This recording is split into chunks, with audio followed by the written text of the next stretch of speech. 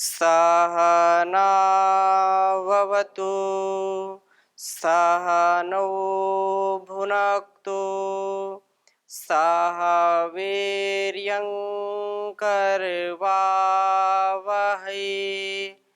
तेजस्विनावधीतमस्तु मा विद्विषावहै। ओम शांति शांति शांति। वैदिक जीवन पद्धति की इस कक्षा में आप सबका हार्दिक स्वागत है, अभिनंदन है। हम कुछ वेद मंत्रों का स्वाध्याय कर रहे थे, कुछ बीच में स्रोत ग्रंथों के मंत्रों का भी स्वाध्याय किया था। कात्यायन ऋषि और अलग अलग ऋषियों ने हमारे जीवन के पवित्रता शुचिता के लिए उपदेश किए हैं, तो वैसे ही यहाँ पर उनके द्वारा उपदेशित एक मंत्र का आज हम स्वाध्याय करेंगे। ओम अयश्चाग्नेयस्य अनभिषस्तिपाश्च सत्यमित्वमया असि अयानो यज्ञम वहस्यया नो धेहि भेषजम। इस मंत्र को मैं लिख देता हूँ, बहुत सुंदर मंत्र है, प्रार्थना का भाव प्रकट हो रहा है इससे। ओम अयश्चाग्ने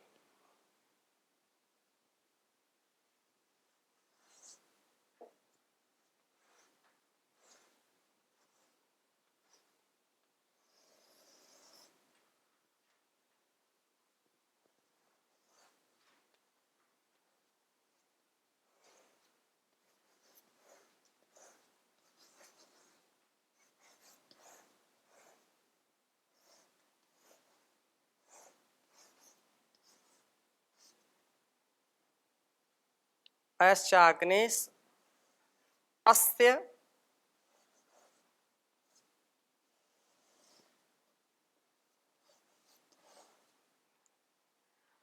अनभिषस्तिपाश्च अस्य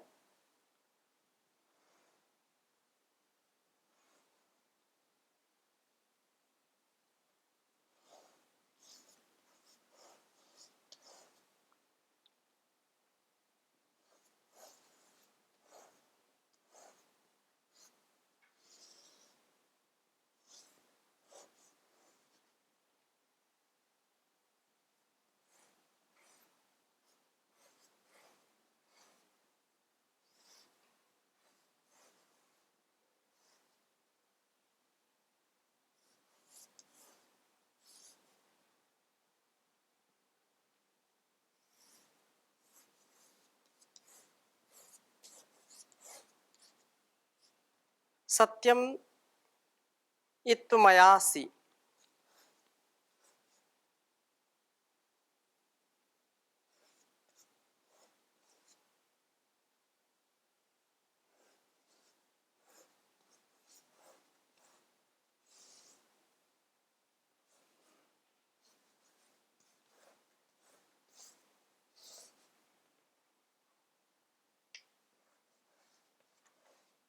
असि अयानो यज्ञम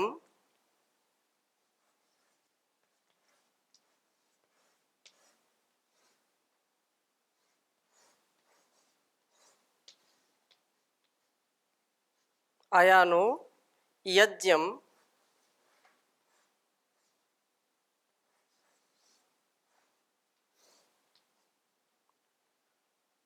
वहस्यया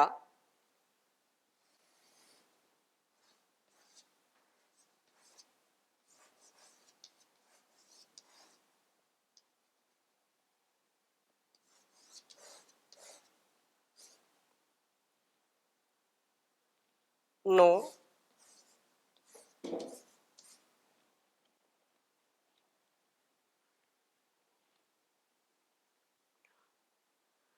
धेहि भेषजम।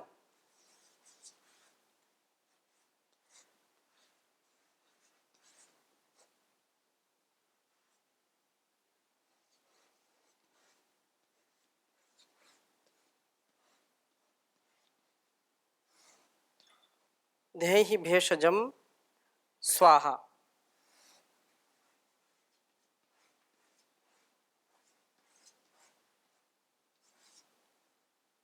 इदम अग्नये अयसे इदन्नमम।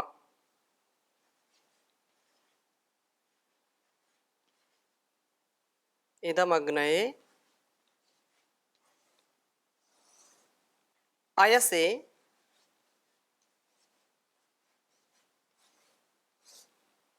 इदन्नमम।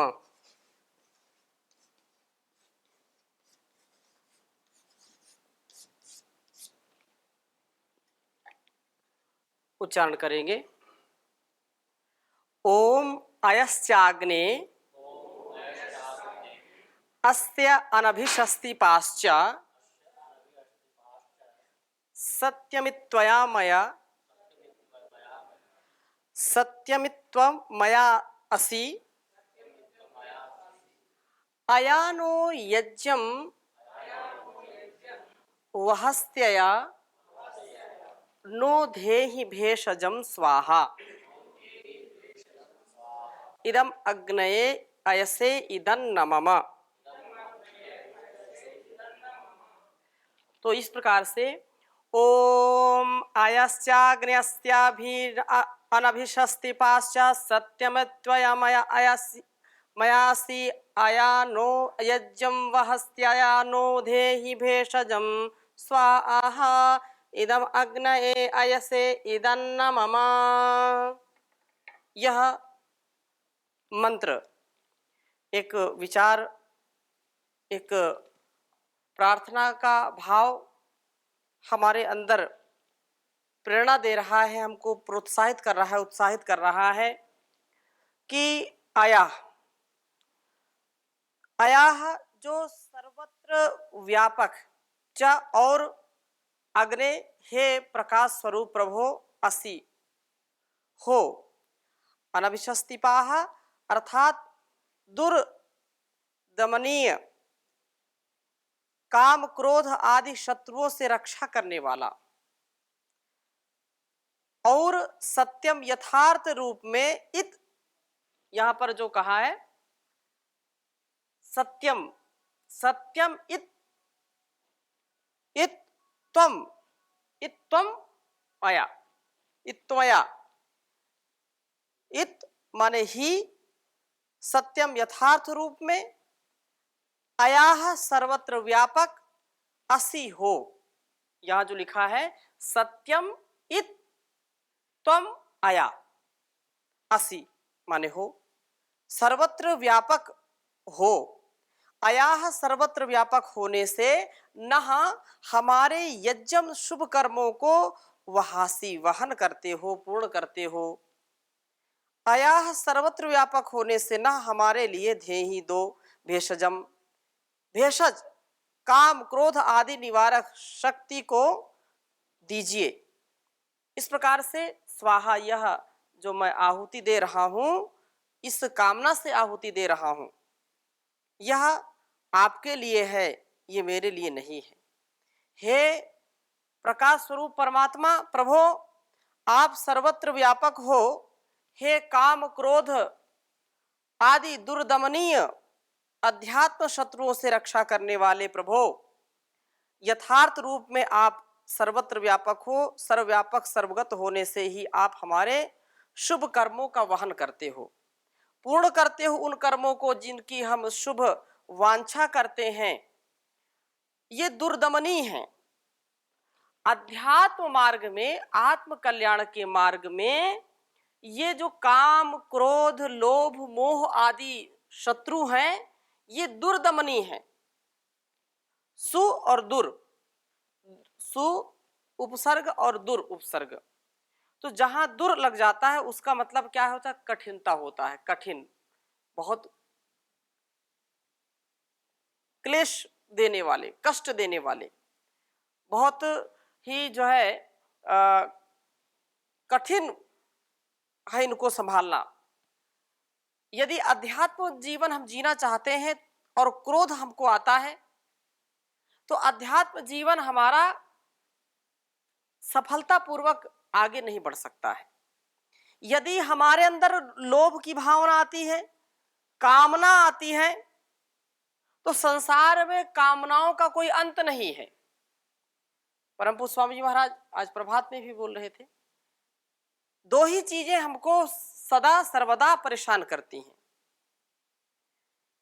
एक विषयों की कामना, भोगों की भावना,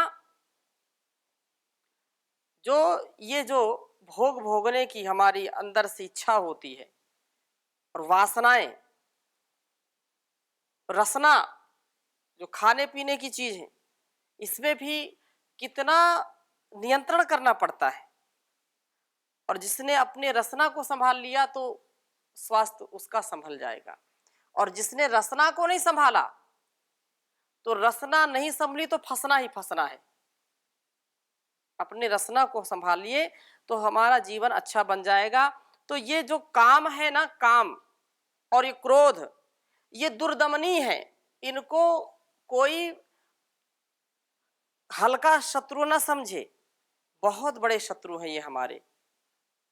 एक क्षण का क्रोध भी आता है, एक क्षण का काम आता है, और हमको बिल्कुल लूट करके चला जाता है, बर्बाद करके चला जाता है। तो कामनाओं को हम समझें, सद्कामनाएं करें।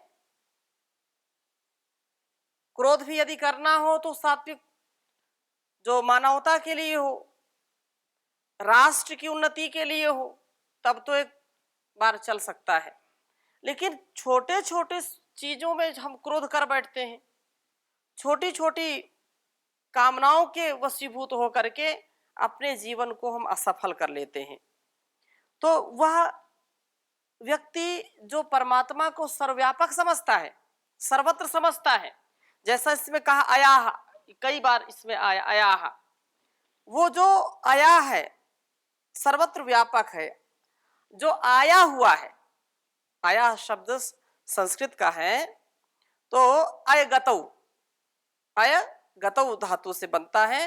यो अयति सर्वत्र वातः प्राप्तो वा भवति स अयः, जो सर्वत्र व्यापक रूप में रहता है, सब जगह कण कण में जो समाया है, उसको अयः कहते हैं।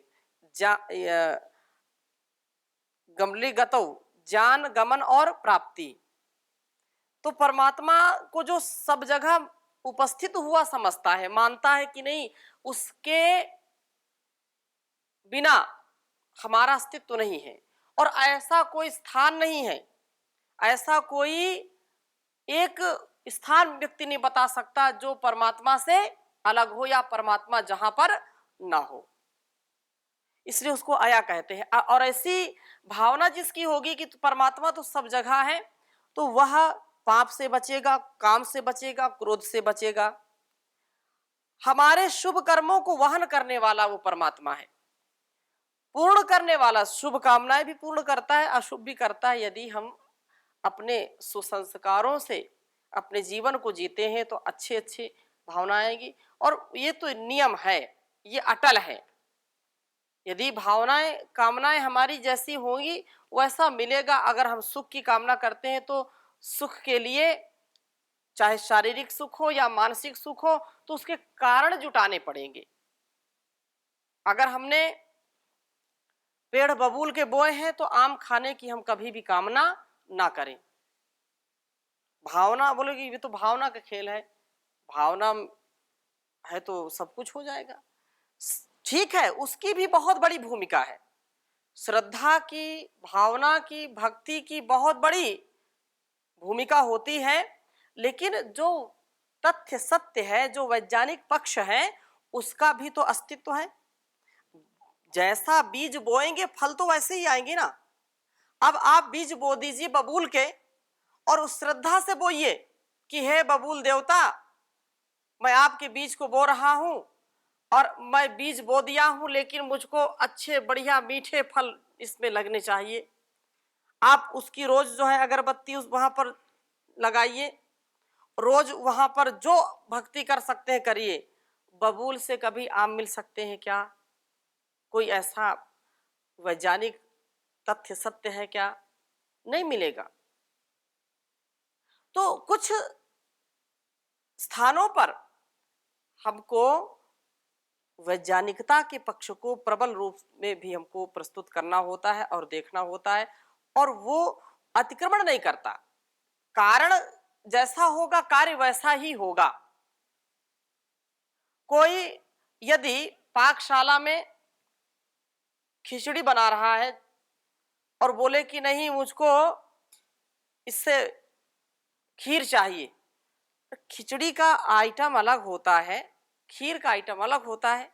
कितनी अच्छी भावना कोई करे, खिचड़ी से मिठास आएगी क्या कभी?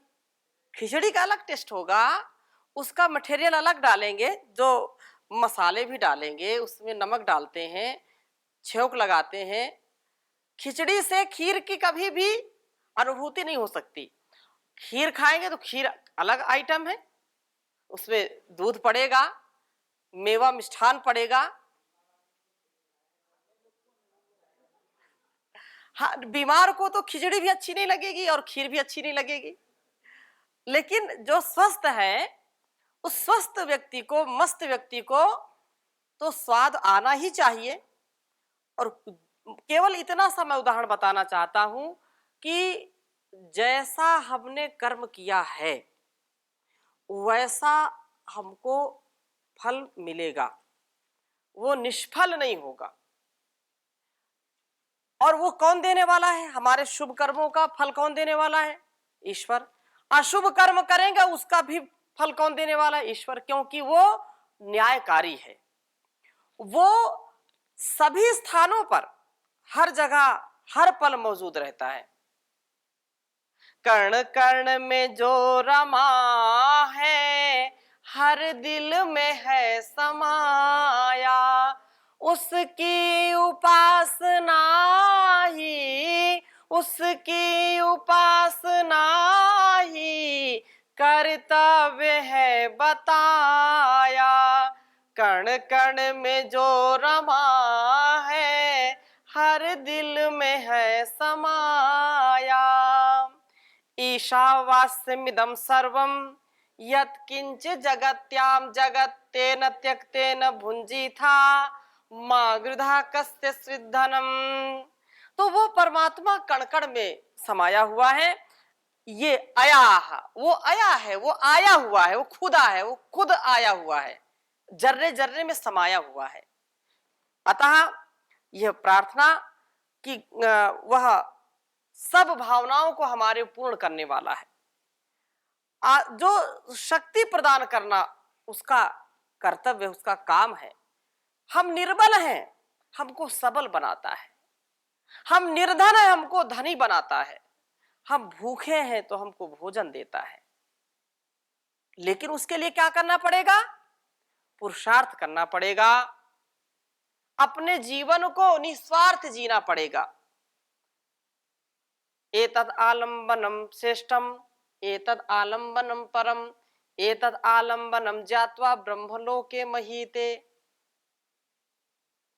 तो एतद् वै आलम्बनम श्रेष्ठम, एतद् वै आलम्बनम परम, एतद् वै आलम्बनम ज्ञात्वा यो यदिच्छति तस्य तत्।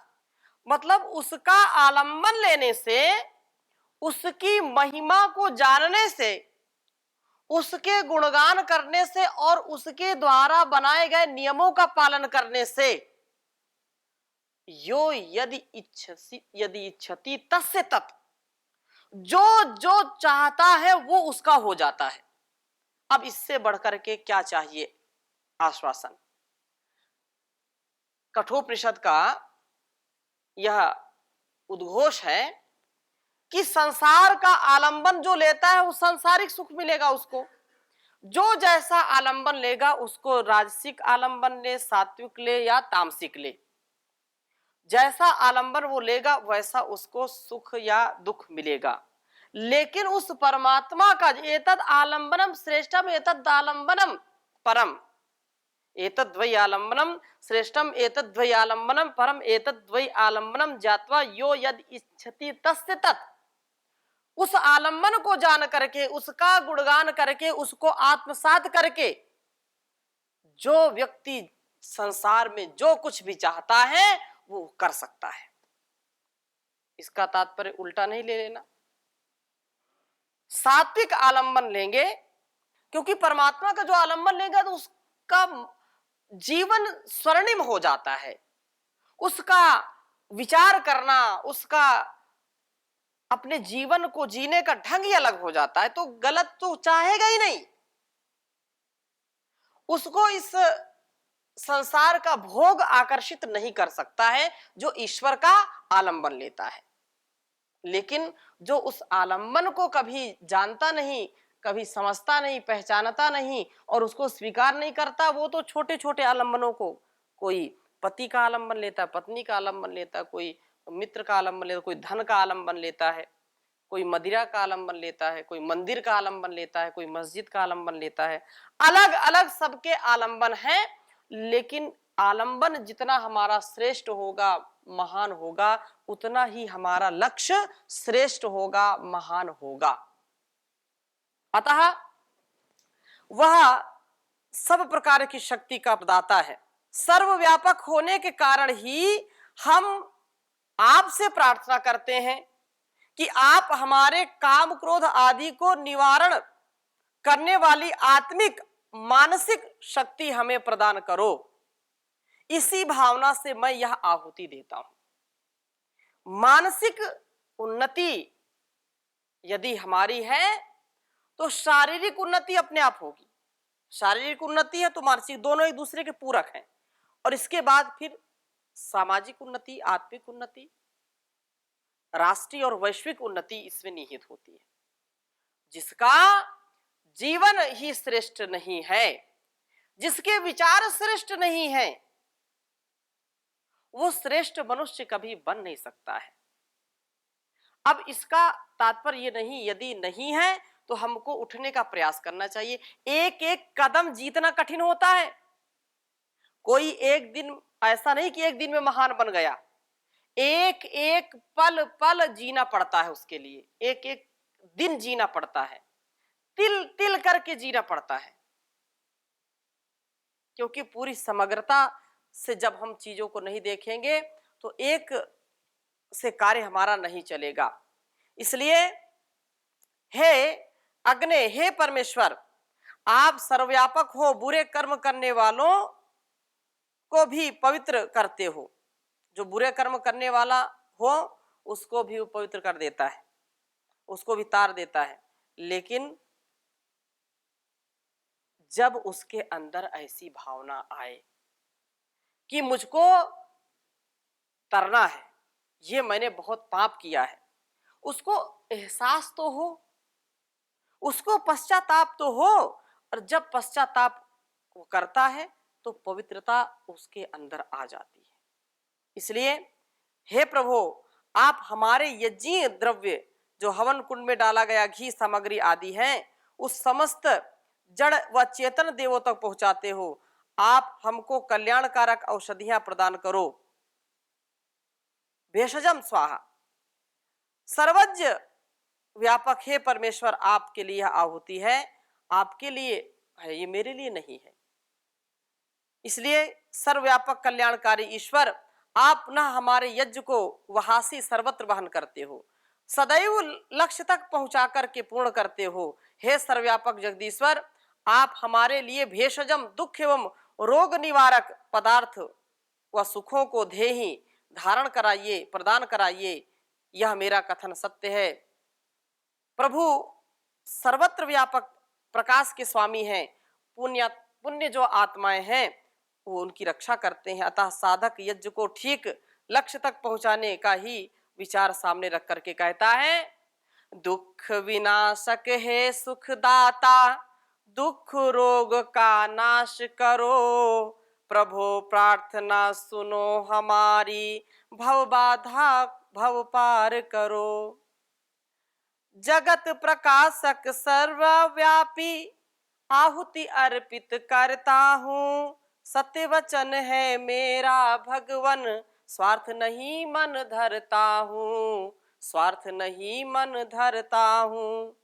तो ऐसी भावना के साथ हम सदा यज्ञीय भावना को और बढ़ाएं। आज की कक्षा को यहीं तक रखते हैं, शेष चर्चा अगली कक्षा में करेंगे। ओ शांति शांति शांति।